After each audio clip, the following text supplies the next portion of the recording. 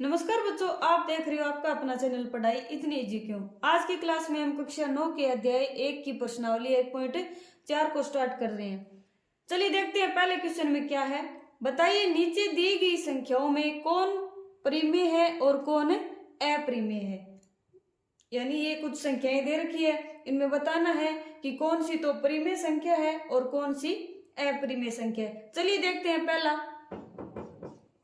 पहले में क्या है। संख्या क्या दे रखी है अपने को, संख्या क्या दे रखी है 2 माइनस √5 दे रखी है।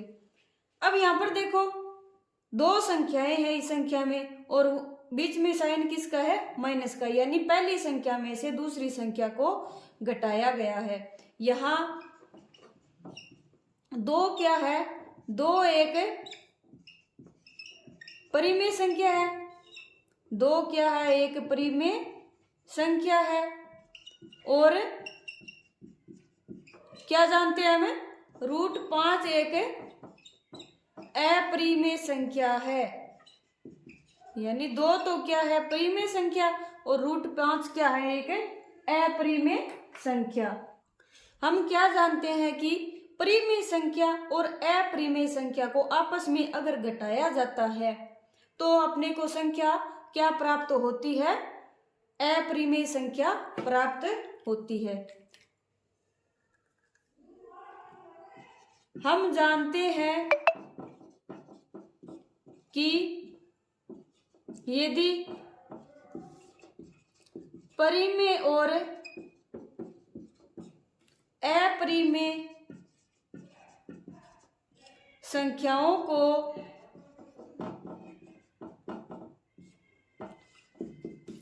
आपस में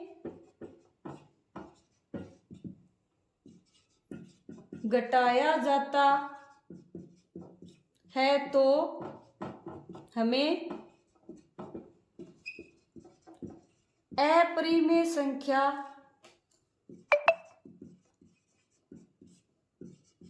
प्राप्त होती है। अर्थात क्या हुआ, अर्थात 2 माइनस √5 एक अपरिमेय संख्या है, अपरिमेय संख्या है।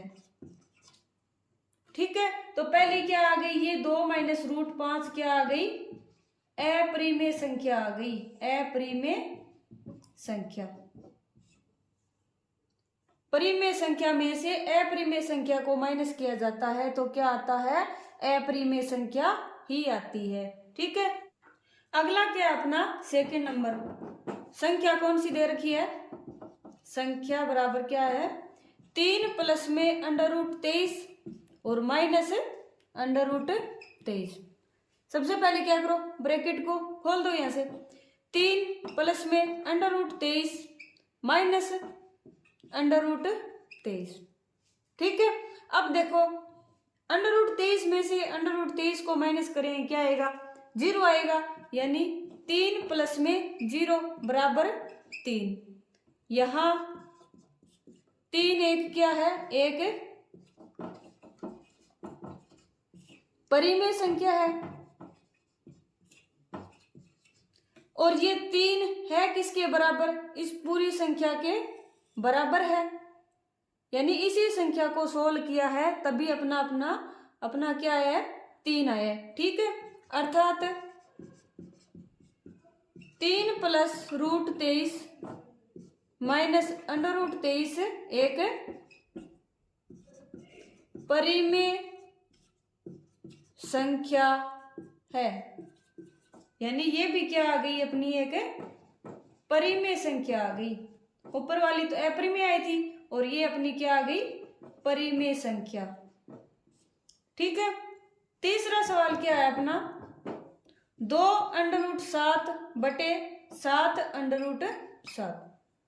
ठीक है, अब देखो 2 गुणा में √7 और 7 गुणा में √7, इसको कैसे लिख सकते हैं, 2 बटे 7 लिख सकते हैं और गुणा में √7 बटे √7 लिख सकते हैं।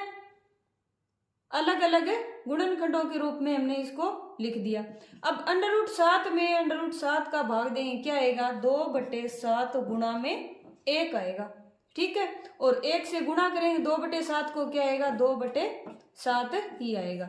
अब बताओ 2/7 क्या है? एक यहाँ 2/7 एक क्या है? एक परिमेय संख्या है, परिमेय संख्या है, ठीक है।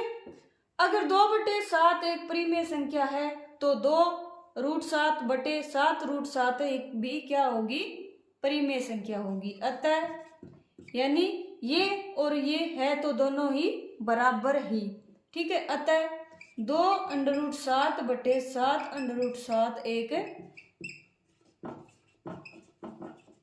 परिमेय संख्या है, ठीक है। यानी ये क्या आ गई? अपनी परिमेय संख्या आ गई, ठीक है। अगला चौथा क्या है अपना? 1/√2।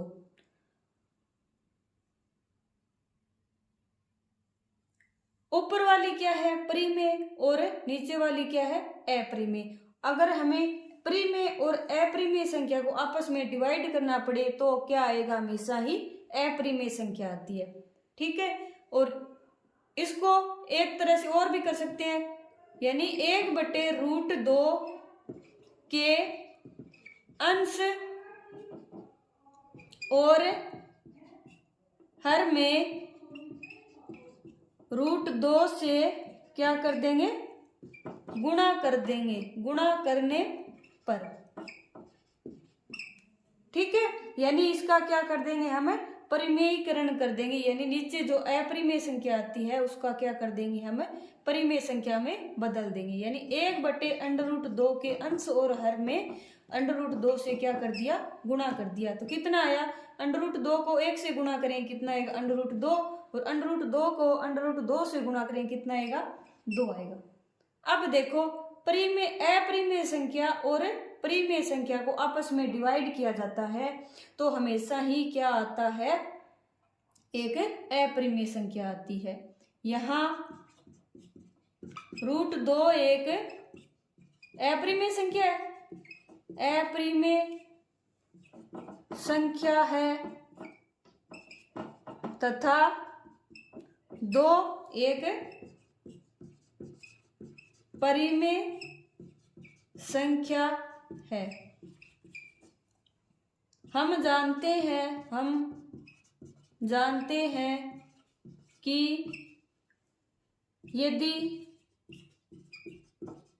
अपरिमेय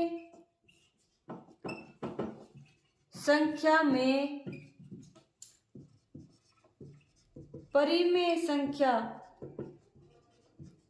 का भाग दिया जाता है तो एक अपरिमेय संख्या आती है, ठीक है। यानी अपरिमेय संख्या में अगर परिमेय संख्या का भाग दिया जाता है 0 के अलावा, ठीक है, तो 0 के अलावा परिमेय संख्या का भाग दिया जाता है तो हमेशा ही क्या आती है? एक अपरिमेय संख्या आती है। अर्थात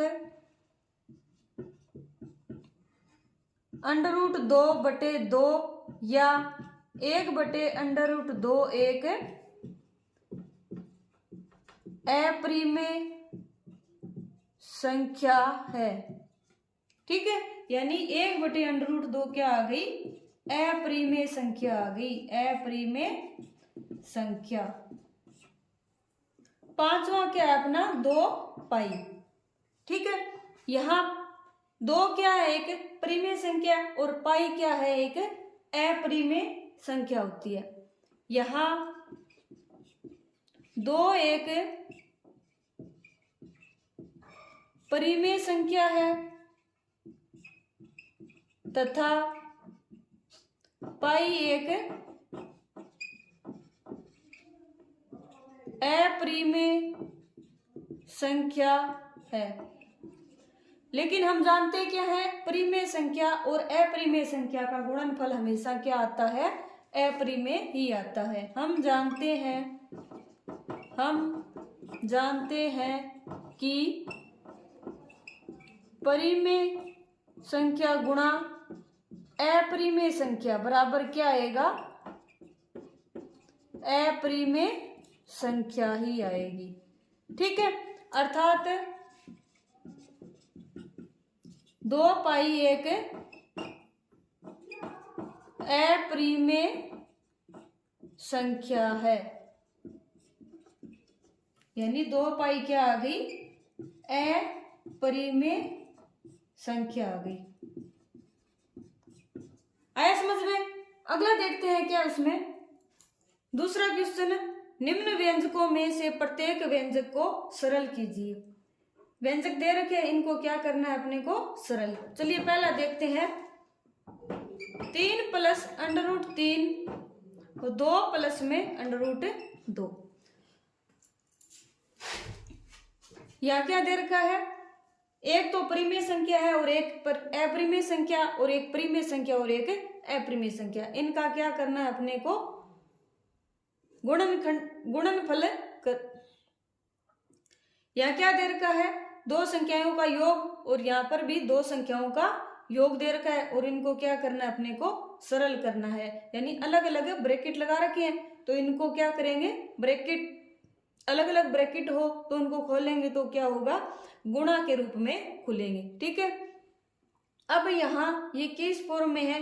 a प्लस बी प्लस में c प्लस डी की फॉर्म में है। ठीक है, यानी a का मान 3, b का मान √3, c का मान 2 और d का मान फिर से √2। इनको क्या करेंगे? सबसे पहले तो पहले a का c से गुणा करो, a c, फिर a का d से गुणा कर दो, a d, फिर क्या करेंगे? b का इन दोनों से गुणा कर दो, पहले b का c से और फिर b का d से करेंगे। इसी तरह इसको खोलेंगे, यानी 3 प्लस में √3, 2 प्लस में √2। वो कैसे लिखेंगे?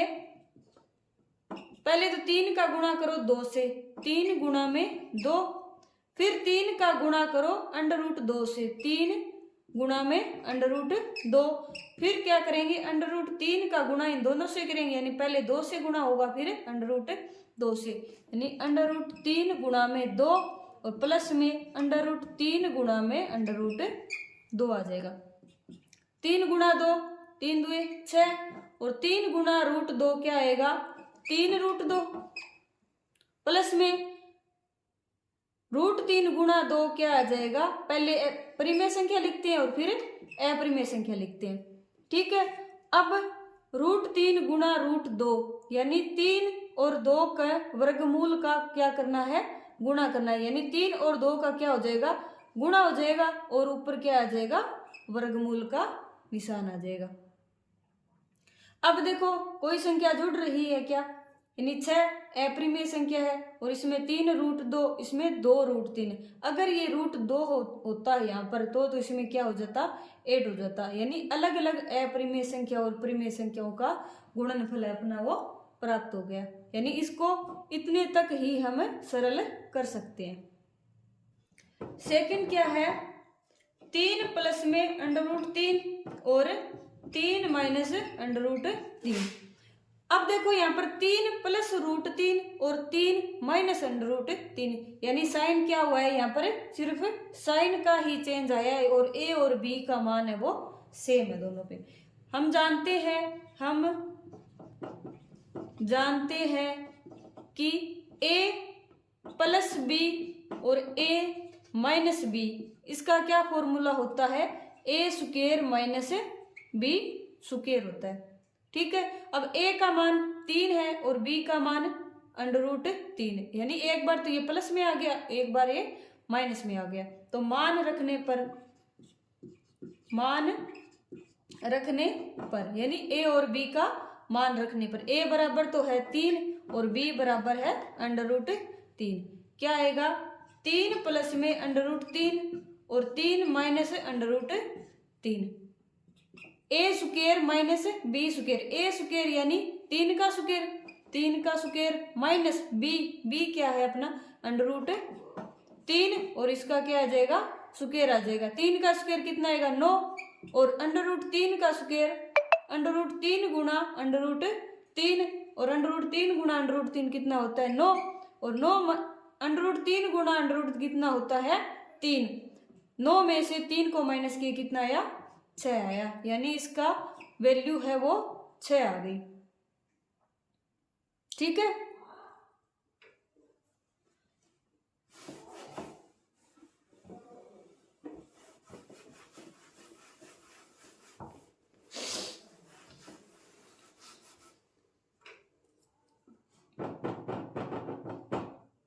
तीसरा क्या है √5 प्लस में √2 का होल स्क्वायर। अब ये यहां किस रूप में बन रहा है √a प्लस में √b का होल स्क्वायर में क्या हो रहा है ये चेंज हो रहा है, यानी a का मान है वो 5 है और b का मान है 2 है। इसका फॉर्मूला क्या होता है a प्लस b प्लस में 2 √a b होता है। ठीक है। अब √5 प्लस में √2 का होल स्क्वायर, a का मान 5 रख दो और b का मान 2 रख दो, यानी a का मान 5 प्लस में b का मान 2 और प्लस में 2 गुणा √a गुणा b, यानी 5 गुणा में 2 कितना है 5 और 2 7 प्लस में 2 और 5 दुए कितना हुआ 10, यानी इसका मान कितना आ गया 7 प्लस में 2√10 आ गया। चौथा क्या है अपना √5 माइनस √2 और √5 प्लस में √2 है। दूसरे सवाल की तरह ही होगा ये, यानी इसमें क्या दे रखा है एक बार तो पहले माइनस और फिर प्लस, √ के अंदर है अपना तो क्या होता है √a माइनस √b और √a प्लस में √b का फॉर्मूला क्या होता है a माइनस b। ठीक है। अब मान रख दो √5 माइनस √2 और √5 प्लस में √2 बराबर क्या होगा 5 माइनस 2 कितना आया 3 आ गया। ठीक है।